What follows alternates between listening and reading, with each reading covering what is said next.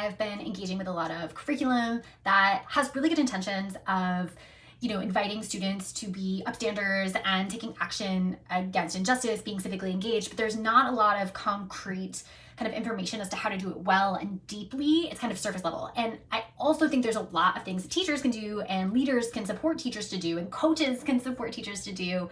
And I want to talk about that today, specifically related to when we see oppression, what are the action steps, both proactively, structurally, and individually. Let's use the 4 I's framework. First, let's just name that ideological oppression is a thing, and it kind of comes to the other 3. So let's focus on the other 3 for now. Interpersonal oppression. So this is between 2 individuals or groups of individuals.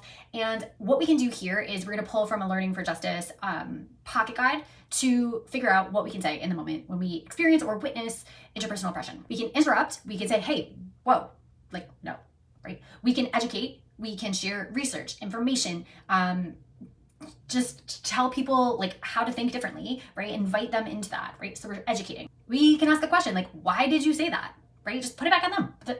Why did you say it that way? Or we could echo. If someone else speaks first, echo. Be that second person to be like, yeah, agreed. When we encounter institutional oppression, we can really analyze our values, recognize where it's not showing up in the institution, and then we can use a problem, solution, action framework. So we identify the problem, we brainstorm some solutions in community with the people impacted by the problem, and we take action.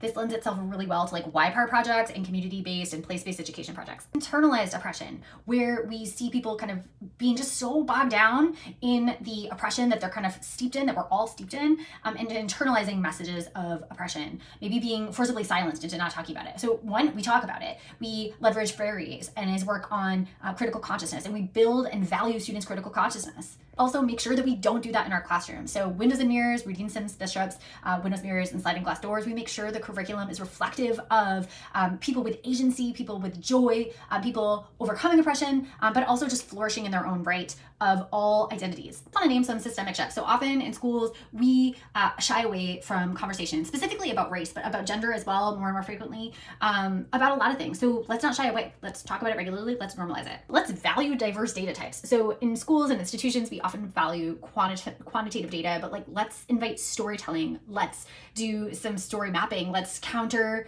dominant narratives that are harmful. For more information, research links, and kind of a 1-pager guide, I'm going to link to a blog post I wrote years ago in the description.